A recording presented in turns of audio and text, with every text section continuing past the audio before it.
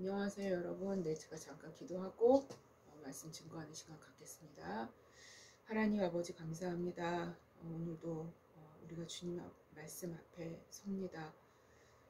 하나님, 우리는 작지만, 우리는 아무것도 아니지만, 하나님, 우리는 너무 유한하지만, 하나님, 우리의 눈은 하나님을 바라봅니다.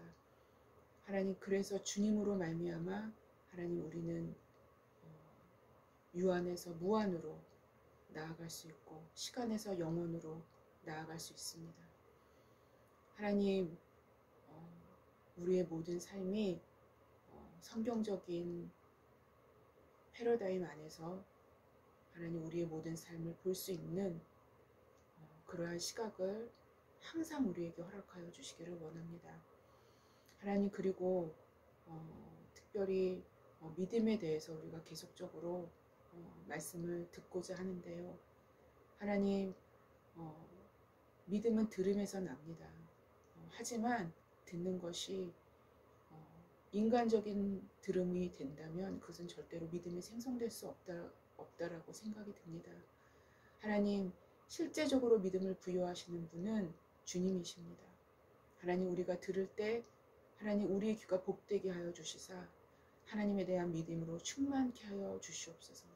그렇게 되게 하시는 성령님, 하나님 임하여 주셔서 듣는 자들의 귀에 하나님 믿음을 넣어 주시기를 소원합니다. 하나님, 그래서 믿음으로 우리가 나아갈 수 있게 하여 주시옵고, 또한 우리가 믿음의 여인 라합의 이야기를 성경을 통해서 들을 때 하나님, 그의 믿음이 우리의 믿음이 될 수 있도록 주님 역사하여 주시옵소서. 감사하며 예수님의 이름으로 기도했습니다. 아멘. 네, 오늘도 여러분 동일한 말씀의 제목을 들고 섰습니다. 네, 성경적 믿음의 사례 19번째 시간을 갖게 되었네요. 네, 본문은 히브리서 11장 31절입니다. 제가 한번 읽어보겠습니다. 믿음으로 기생 라합은 정탐꾼을 평안히 영접하였으므로 순종하지 아니한 자와 함께 멸망하지 아니하였도다 라고 오늘 성경은 기록을 합니다. 아주 독특한 여인입니다. 네. 10여 년 만에 제가 이제 다시 책을 동일한 책을 집어 들게 됐어요. 그래서 아주 오래전에 읽었었던 책인데 다시 읽게 되면서 그 안에 있는 책의 내용을 제가 이제 소개해 드리면서 여러분께 설교를 시작할까 합니다. 아브라함 링컨에 대한 책인데요. 이제 그 책에서 기록된 대로 제가 이야기를 해드리면서 설교를 시작하겠습니다. 네.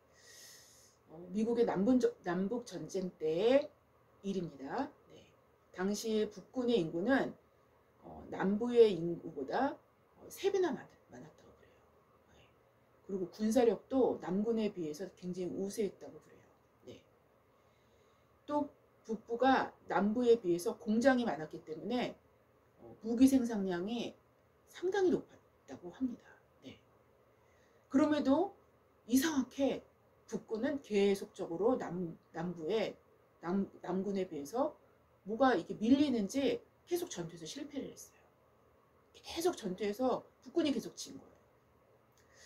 왜냐하면 그 이유를 따지는 이제 그 전문가들에 의하면 남군에 비해서 유능한 지휘관들이 부족했기 때문에 네, 계속 전세가 계속 불리해졌었고, 그리고 이것이 계속적으로 북군이 패배할 수밖에 없었던 아주 가장 주요한 원인으로 꼽고 있습니다.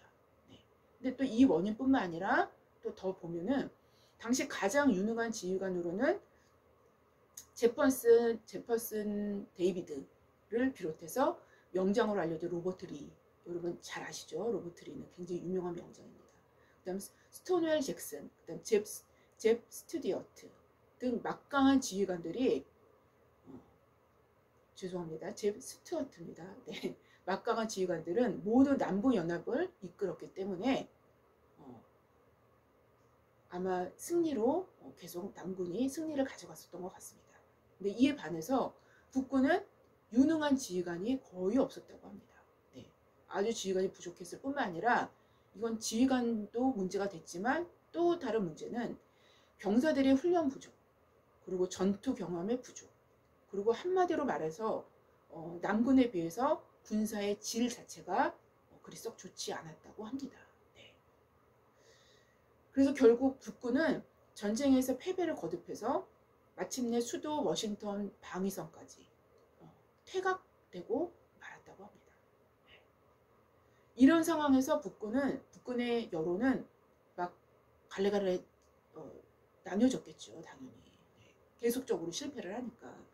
네. 그래서 여러 갈래로 나뉘어졌고 여론이 무조건 남부를 인정하고 남부와 타협할 것을 제안하는 여론이 막 커지기 시작했어요.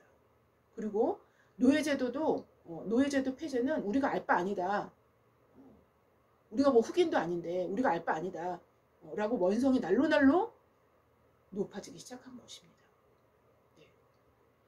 링컨은 이런 분열된 민심을 하나로 만들고 극단적인 견해에서 균형을 유지하기 위해서 하나님의 도우심과 지혜를 간구할 수밖에 없었다는 것이죠. 이렇게 고전을 면치 못한 북군이 드디어 승리를 거머쥔 것은 1862년 9월 17일 메릴랜드주의 엔티담 전투에서 첫 승리를 거두게 됩니다. 링컨은 너무도 애타게 고대했던 승리의 소식을 접하고 그곳을 방문해 병사들과 일일이 악수를 하면서 그들의 사기를 아주 북돋워 줬다고 합니다. 그때 옆에 있던 한 참모가 링컨에게 이런 말을 했다고 하죠. 대통령 각하, 이제부터 아무 염려 마십시오. 하나님은 우리 북군 편입니다. 네. 어쩌면 이게 당연한 말이죠. 네. 그 말을 들은 링컨은 아주 유명한 대답을 했죠. 오직 나의 염려는 내가 하나님 편에 서 있는가 하는 것일세. 우리가 하나님을 향해 서 있기만 하면 언제나 하나님은 우리 편이 되어주신다네. 하나님께서는 성경의 다윗을 통해서 내게 그 사실을 깨우쳐 주셨네. 라고 답했다고 합니다. 이처럼 링컨의 묵상은 링컨의 실제의 삶을 이끌었어요. 그는 시편 56편 9절 10절 이하에 내가 아뢰는 날에 내 원수들이 물러가리니 이것으로 하나님이 내 편이심을 내가 아나이다. 내가 하나님을 의지하여 그의 말씀을 찬송하리이다. 라는 다윗의 고백을 아주 통찰력 있게 바라본 것입니다. 이 말씀의 깊은 부분을 볼 수 있었던 눈이 있었다는 거죠. 사실상 다윗의 고백은 그의 삶이 전적으로 하나님 편을 선택하며 그분 안에 거했음을 확신했기에 나올 수 있었던 고백이었습니다. 다시 말한다면 그 자신이 하나님 편을 항상 선택했기 때문에 다윗 자신과 하나님은 당연히 항상 한 편일 수밖에 없었고 그렇기 때문에 하나님은 다윗의 편일 수밖에 없었던 것입니다.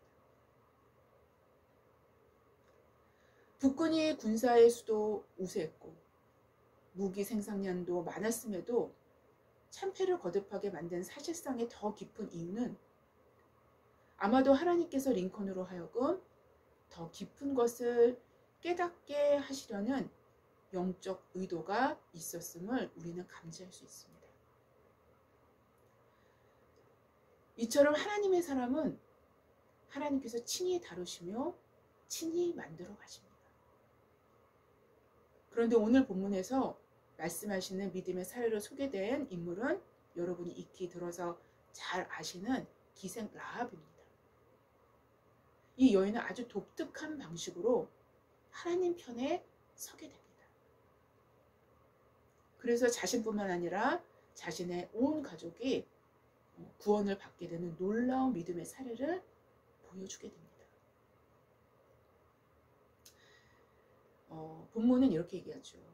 믿음으로 기생 라합은 정탐꾼을 평안히 영접하였으므로 순종하지 아니한 자와 함께 멸망하지 아니하였도다 라고 기록합니다.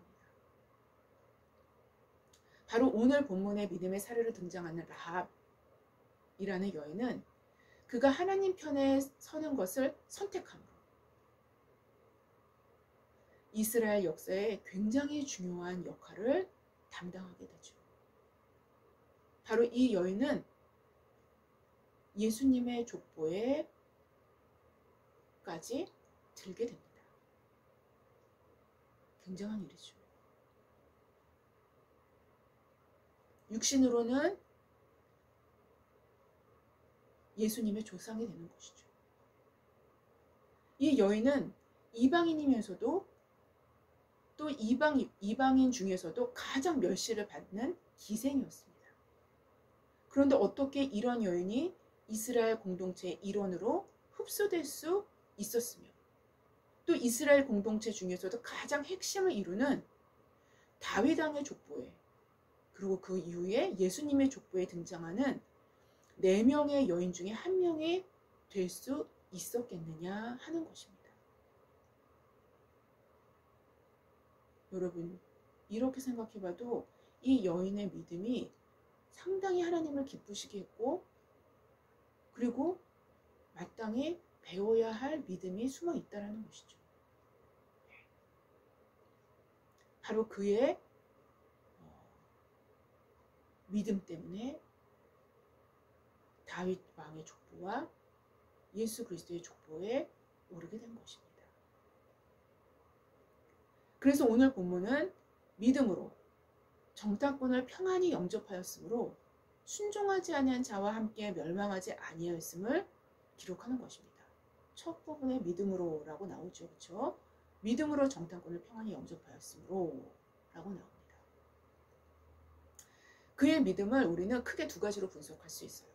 첫 번째는 그는 상천하지의 하나님을 두려워할 줄 알았다는 것입니다. 상천하지의 하나님이라고 사실상 개역 한글에는 그렇게 표현이 되고 있죠. 근데 개역 개정으로 바뀌면서 하늘과 땅이라고 표현이 됐지만 그 전에는 상천하지의 하나님이라고 표현이 됐었죠. 그렇죠? 네. 그래서 여하튼 상천하지의 하나님을 두려워할 줄 알았다는 것입니다. 그리고 2번째는 하나님 편에 설 수 있는 믿음을 선택했다는 것입니다. 이 2가지가 이 여인으로 다윗 왕의 족보와 하나님의 아들 그리스도의 족보에 오를 수 있는 영광을 누리게 한 것입니다. 사실 지금까지 우리는 믿음의 다양한 특징을 다루어오면서 이 2가지의 특성을 이미 살펴보았습니다.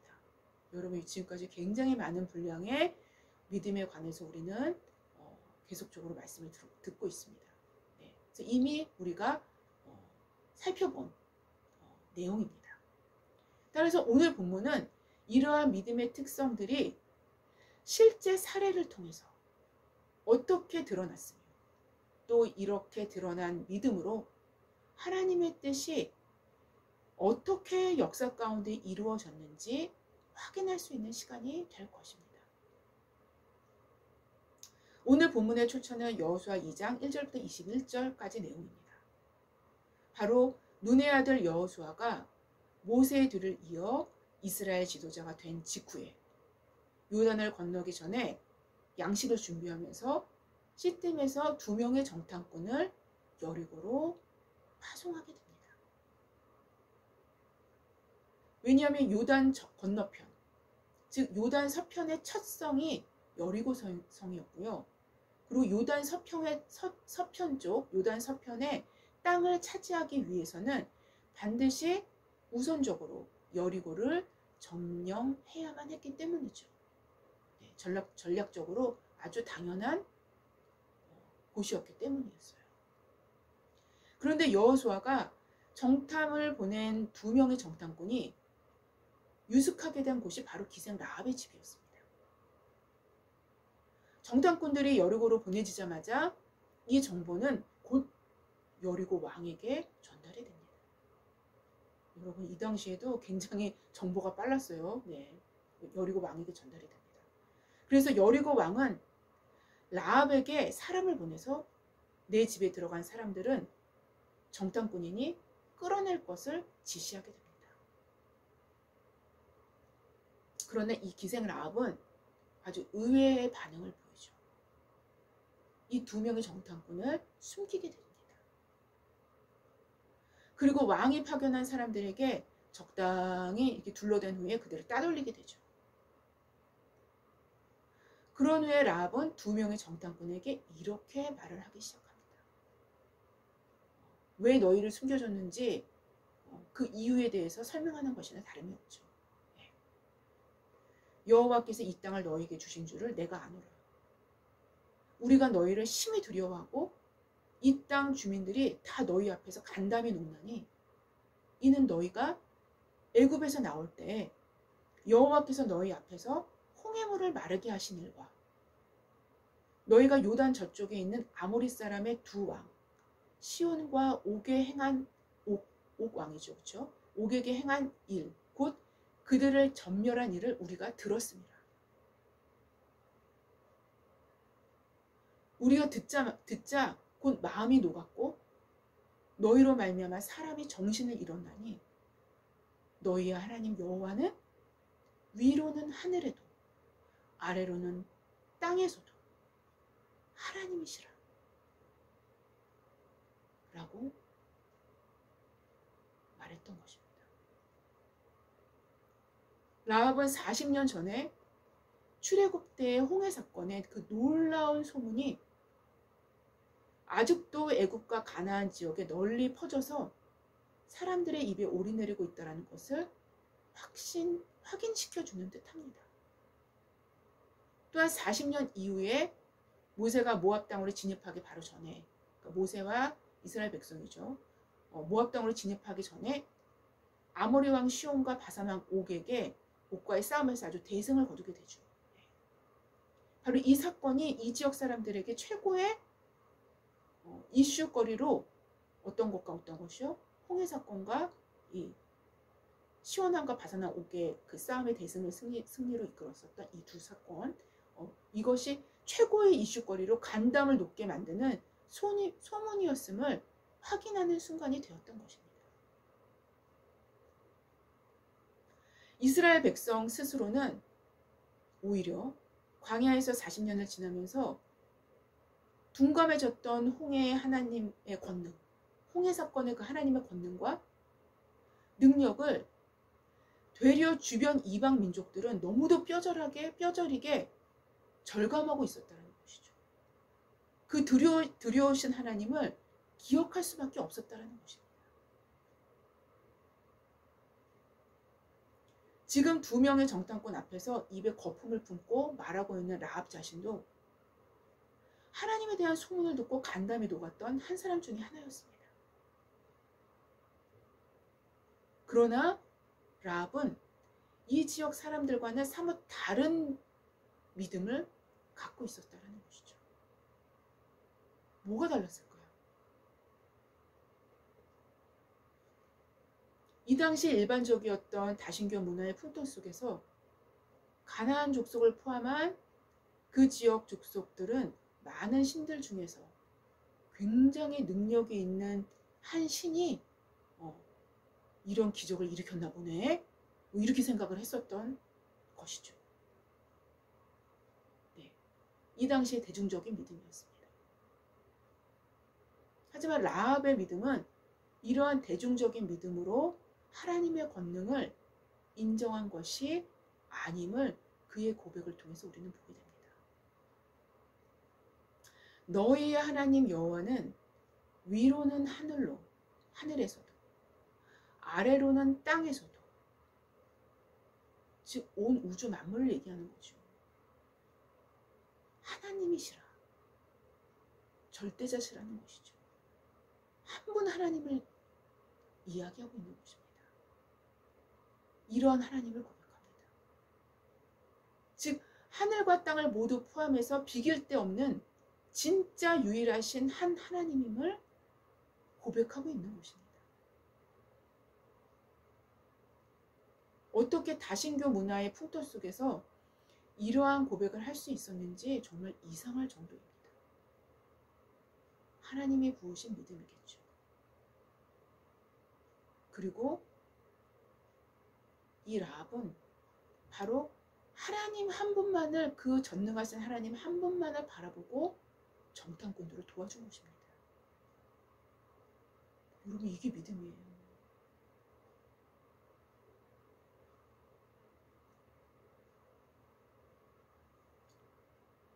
바로 이 여인의 고백은 홍해를 가르신 그 신이 유일하신 참 하나님임을 고백하는 믿음의 고백이었던 것입니다.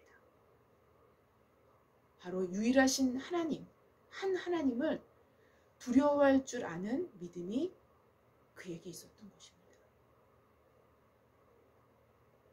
잠언서 14장 27절 이하에 여호와를 경외하는 것은 생명의 셈이니 사망의 그물에서 벗어나게 하느니라 라고 기록합니다. 라합의 삶에서 이 말씀이 온전히 이루어진 셈인 것입니다. 그는 유일하신 하나님이신 여호와를 경외했기 때문에 사망의 그물에서 벗어나 그 여리고 성에서 살아남은 유일한 가족이 된 것입니다. 라합이 갖게 된 이러한 믿음은 곧 하나님의 편에 서게 되는 믿음으로 이어진 것이죠.